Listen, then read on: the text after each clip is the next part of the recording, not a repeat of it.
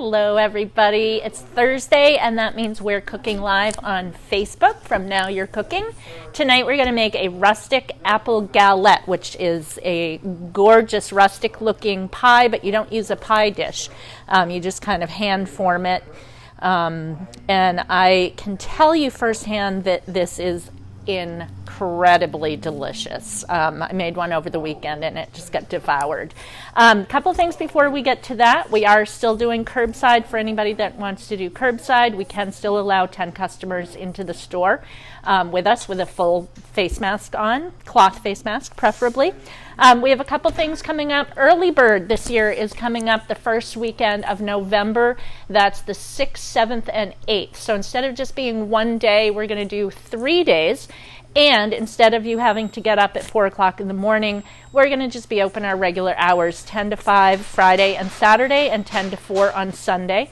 We will be doing our famous Early Bird gift certificates for 20% off all 3 of those days. You can order them online. You can order them over the phone.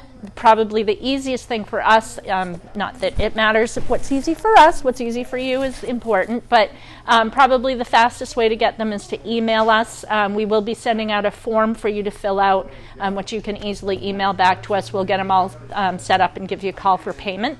And then we're going to do 20% off store-wide for those 3 days. There are some exclusions. Unfortunately, we can't discount electrics or alcohol or anything that's on a super promo price, but that leaves almost the rest of the store.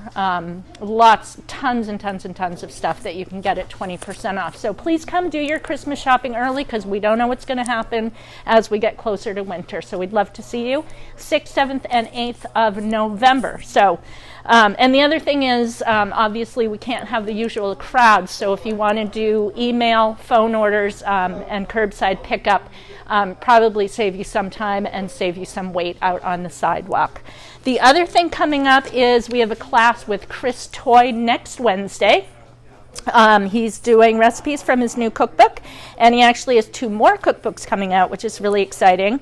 But we have this one in store right now. The class is going to be next Wednesday, the 21st, from 6 to 8. He's going to be making an orange chicken stir fry with smoky rice, a boiled dumpling, and a sweet egg custard. So it's going to be really great. It's $35 for the Zoom link. So you can have several people doing it for the same price right in your kitchen. And we'll send you an ingredient list and equipment list, anything that you need to prep ahead of time, so you'll get a little package. And if you do need to come in and buy something right before the class, we'll give you 10% discount a week ahead of the class. So that's all good. Hope you sign up for that. It's going to be really fun. Chris is one of our favorite instructors here. So let's get to the galette. The first thing we're going to do is make a pie dough, which we made before in the quiche class, but we're going to run through it again. I like to use all butter in mine, so I'm going to put in 2.5 cups of all-purpose flour. I'm putting in a teaspoon each of salt and sugar, and I'm going to swizzle that around a bit. And then I just took this butter right out of the fridge. This is salted butter. You can use unsalted if you want to. You can use Crisco and butter half and half. You can use all Crisco. I like all butter crusts, just how I prefer to do it. But any way you want to do it is A-OK. So I'm just going to cut this into 4 pieces with my trusty Bash and Chop, one of my favorite kitchen tools.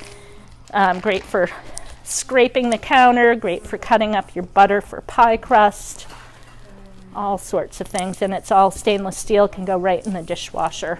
I think it's $6.99 or something like that. Very easy price there.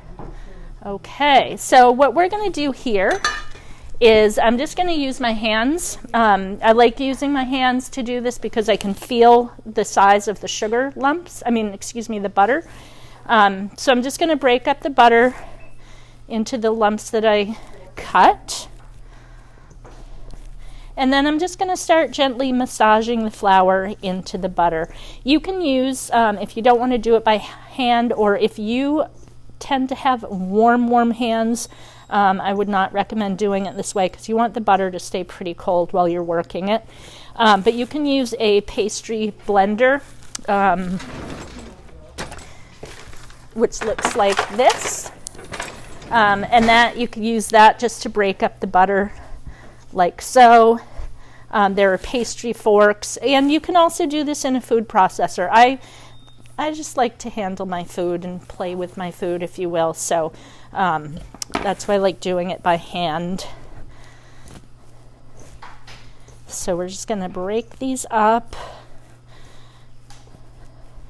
And like I said, if you want to use some Crisco in here, excuse me, I shouldn't use brand names. If you want to use some, what do you call it? Shortening, thank you. If you want to use shortening, just make sure it's nice and cold. Cold butter, cold shortening, because you don't want it to melt in and absorb the flour. You just want it to coexist with the flour. My brother, who is an awesome baker, swears by the shortening and butter combo. Fortunately, it does not cause a family divide. Does he use hands or a blender? I don't know what he does. Probably hands, knowing him. We're all sort of back to the earthy. Well, sort of. So you can see there's still some kind of big chunks in here, but we're getting along well. What you want to end up with is kind of a couscous quinoa sort of texture. It's going to be a pretty ragged.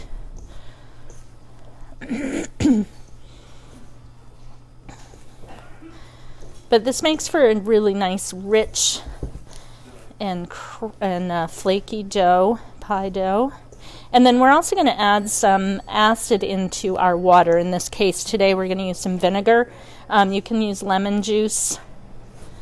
But that also helps to just make it a little flaky. I don't know the science behind that, but it does work. I find once I was given that hint by a friend of mine, my pie crusts have been way better and flakier and just much nicer. And I use this recipe for quiche. I use it for pie. If you need a double crust pie, just double the recipe or make 2 batches. It's really great for quiche. I often tell myself that I need to use lemon in a sweet pie crust and vinegar in a savory pie crust like a quiche, but you can't taste it at all. It really doesn't make any difference. So we're getting really close here. Got a few biggish chunks left, but we're getting close. You can see how nice and fluffy that is. Maybe again, there's a few pieces still in there that I want to break up a little, but it's getting a nice rough texture, what we call a ragged texture. And it comes together pretty quickly. It may be a little quicker with the pastry cutter. We'll give that another shot just to show you how that works. So, and again, what this is doing, it has blades on it, so it's just kind of cutting the butter up into the flour, doing the same thing I was doing with my fingers.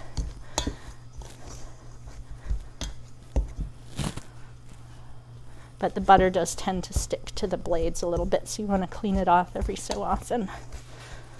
And I'm going to call that good. I think that is really close. There are a couple of bigger pieces in there, but I think it's going to be fine. And so you can see what I mean by it kind of looks like couscous a little bit. So that is good. And I'm going to make a little hole in the bottom there. And I'm going to add my vinegar right to my water. Now this is a red wine vinegar because this is what I had on hand. And it's going to make the water a little pink, but it's not going to make any difference to the dough. You can use, like I said, you can use lemon juice or lime juice. You can use apple cider vinegar, white wine vinegar. Just any kind of vinegar is fine. Just going to pour that in.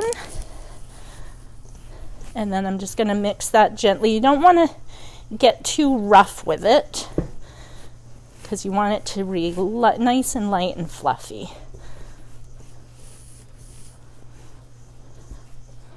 And And then once the water is kind of mixed in fairly well, then you can start kind of pressing it together. And then I like to just take it out so it's easy to do by hand.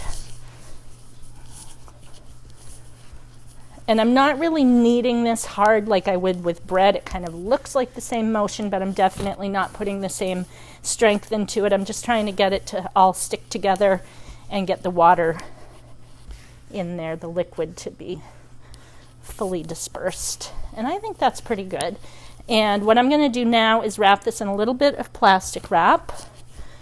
Actually, you know what? I'm going to use it pretty quickly, so I'm not going to bother to waste the plastic. But normally I would put plastic wrap or something around it. We're just going to put it in this bowl, and I'm going to put it in the fridge to chill. This is a little bit sticky, which is fine for what we're going to use it for today. So I'm going to just put this in the fridge and wipe off my hands a little bit. And then onto the caramel. The caramel is really awesome, and it is not at all hard to make. You do have to keep an eye on it while it's cooking. So the first thing you want is a nice heavy-duty pan. You want something with a good heavy bottom on it. If you use a cheap pan, it's just going to melt the sugar way too fast. So you want something that's going to disperse the heat really well. And you put a cup of sugar in, put it on a medium heat. And interestingly, and I haven't found the answer to this, but on the Great British Baking Show, they say you should never stir your caramel. But this recipe says to stir it, and I've been stirring it, and it's been coming out. No complaints from anybody yet. So I'm not sure what. I'm not sure why you're not supposed to stir it. It does get a little clumpy if you stir it, but the clump will get right out of it really quickly. So this is a little boring at first. Got a couple clumps in my sugar. And you can adjust the heat a little bit if you want. But this is going to start melting any second now. And it's going to turn clear. I can feel it starting to stir a little bit, so it's just about ready. But we'll be British in a second and just let it sit and see what happens. So the little grains that were kind of on the edges as I was stirring it are already melting. You can see right along in here, starting to melt a little bit. And it's going to go clear, and then it's going to turn a nice golden kind of amber yellow. We don't want it to get too hot, so I'm going to be adjusting my heat a little bit as I do this. This is a gas stove, so it tends to be a little warmer, a little hotter, and it heats up more quickly than an electric. And I'm just want to make sure I get off the sides of the pan. So you can see along here again, it's definitely turning amber, and I don't want to let that burn on. It will come off really easy, by the way, when you clean it out. See, you can see here it's kind of clear, and that's going to turn yellow. And you can already see little bits of brown where it's already starting to turn. And off we go. I wish I knew more about chemistry and the science of all of this and why the flavors happen the way they do from heating and stuff. But since I don't, I'm just going to enjoy it for what it is, which is sugary, buttery deliciousness. Now, we are going to put some butter in a sec. I'm using salted butter because that's what I usually have on hand. Oops, sorry, I lost my microphone there.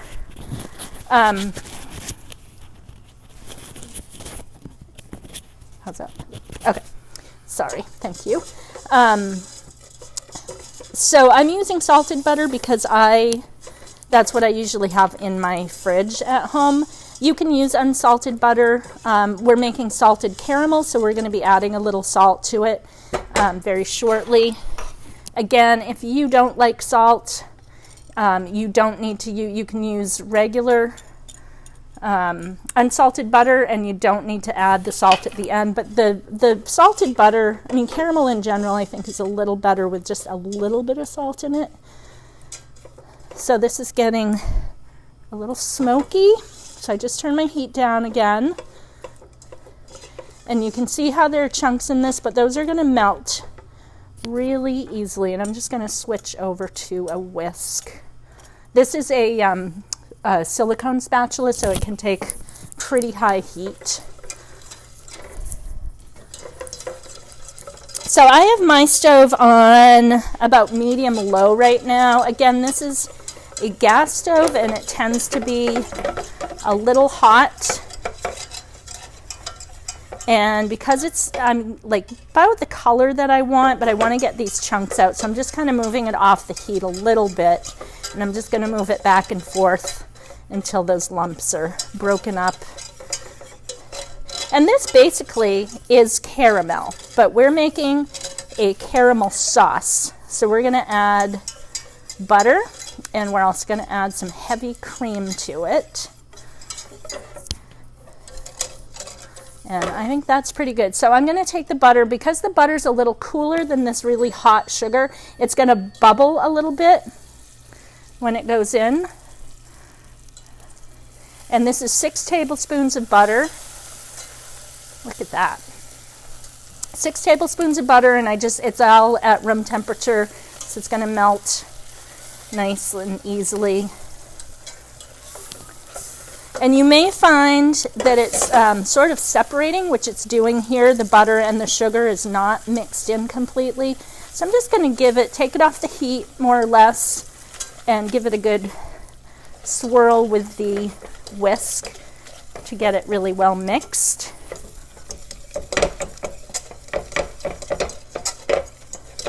And that's good. And then I'm going to add my cream, and this is going to really sizzle because the cream is cold. So you want to do it slowly and carefully, and make sure that your whisk has a nice long handle on it. And then I am just going to let this cook. I'm going to get that butter mixed in really well. I'm just going to let this cook and bubble here for just about a minute. So this is all kind of stuck on in the whisk. If I sit this in the sink in some warm water, it's just going to completely dissolve. So it's not going to be difficult at all to clean. And we'll give it another few minutes here, or a few seconds, I should say. Look at that bubbling away. And that probably hasn't quite been a minute, but we're going to call it a minute. And I'm going to turn off the heat, and I'm going to take a teaspoon, which is about that much salt. And this is just regular table salt. Stir that in, and it's going to keep bubbling a little bit. That's all stirred in. And I'm just going to set that aside over here and let that cool. So again, you want to make sure, if you're using a spatula, make sure that it's heat resistant up to a very high heat, which silicone is. And that looks pretty good. And it more or less stopped bubbling. All right, so that was step 2. Step 3 is preparing our apples. And I'm just going to use the same bowl that I did the dough in, because the apples are going to get some flour and stuff in them anyway, and butter, obviously, so I'm not going to worry too much about what's in there, but it does save having to wash extra dishes, which is always nice. And the recipe says 3 large apples. I only have small apples, so I'm just estimating how many to go in. And you can peel the apples, you can leave the peel on. I've done it both ways. The peel is going to cook it's going to cook down pretty well anyway, so it's not going to be too chewy or anything. And I'm just going to take, if you have actually one of these guys, these are awesome. You just stick your apple on it and turn the little handle there, and it cores it, it peels it, and it slices it, which is really great for doing, if you're doing especially a lot of apple things, pies or applesauce or anything like that. It probably wouldn't work too well on these apples because they're pretty tiny, but if you have good sized apples, they're awesome, and it makes your job so much faster. And I'm just slicing these. Like I said, I'm not going to bother to peel these ones. It's a nice tender peels. If you have older apples that are a little tougher, you probably want to take the peel off. But these are going to be just fine.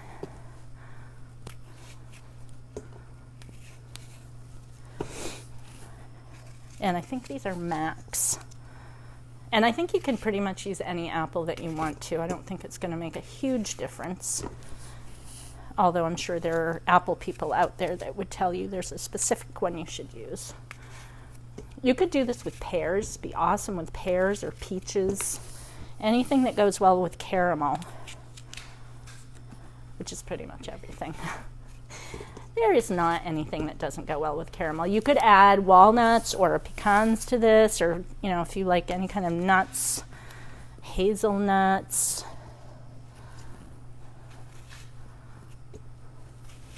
I get addicted to the baking show, and then there are all these things that I want to try, and one is making caramel and doing those nuts that have the tail on them. If you don't watch the British baking show, you should watch it. It's really charming, and everybody's really nice to each other.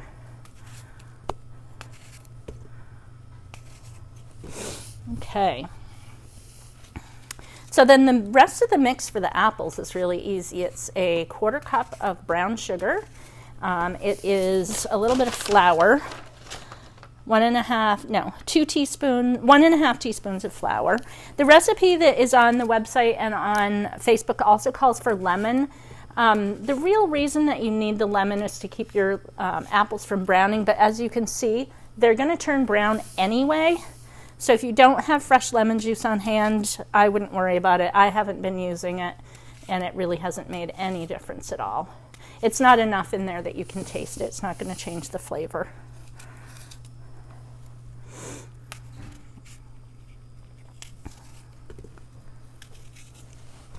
All right. And I think the tart that I have finished here, I think I put 5 of these little apples. I'm just going to do 4 for now, because really it's all about the caramel. The apple's just there for nutrition and bulk.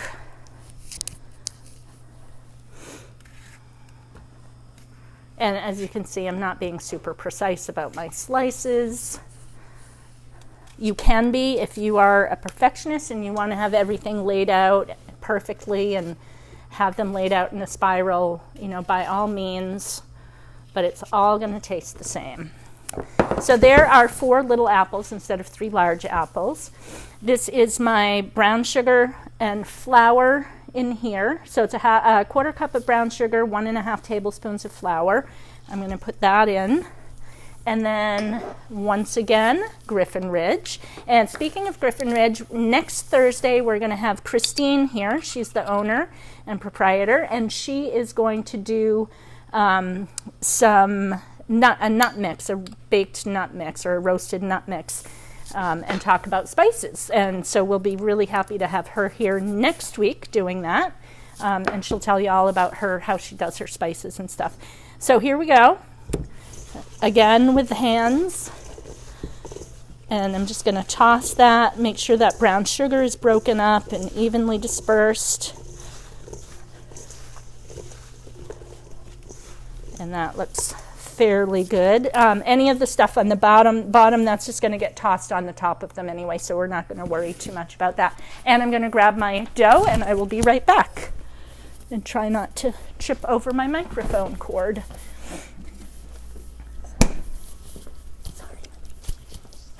Okay, there's that. And I'm just going to grab a little bit of flour.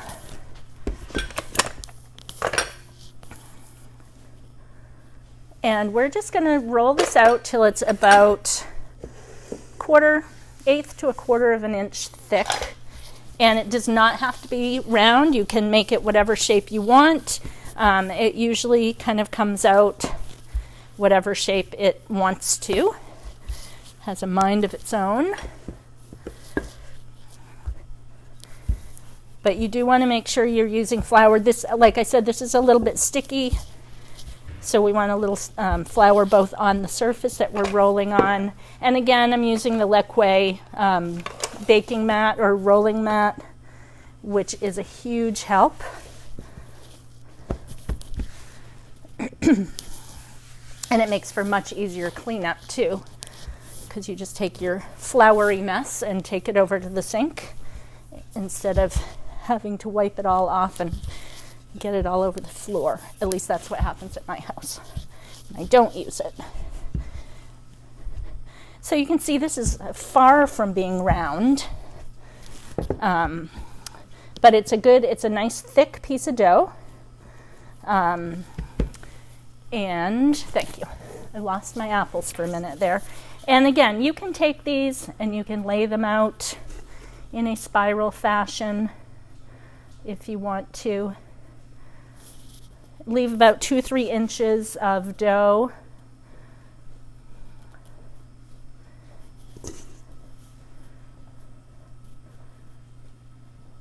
Okay, enough of that. Or you can just dump your apples in there, which is what I like to do. And just make sure they're pretty even. You don't want it too thick because it'll take longer to bake.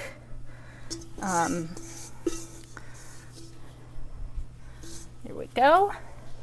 And now all I'm going to do is take the dough and I'm just going to fold it up. And as I go around, I'm going to let it pleat a little bit.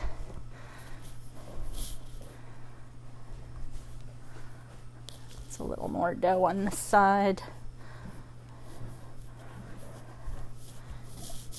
Okay, so there's that.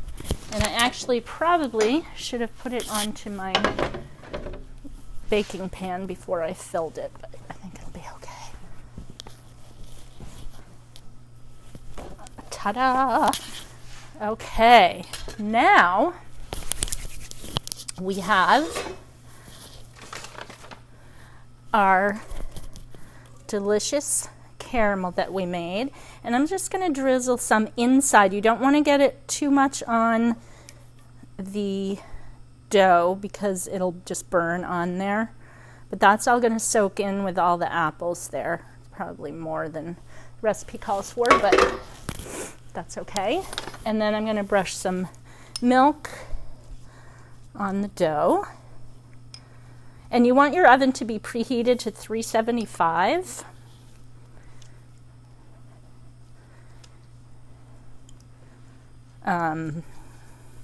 And then I think the recipe says 40 to 50 minutes, and I've been finding that it really does need the extra 10 minutes, that 50 minutes, to make it nice and crispy and brown, golden brown. And so the milk is on there, and then I'm just going to take a little bit of granulated sugar, and I'm just going to sprinkle it on here. So this is going to go in the oven for about 40-50 minutes, and then when it comes out, you want to let it cool for just a little bit, and then warm up some of your caramel sauce in the microwave, or if it's still soft on the stove, and just drizzle it over there as much as you want. It's beautiful. The caramel sauce does want to be refrigerated if you're not going to use it all up, and it can be in the refrigerator for about, I would say about a month.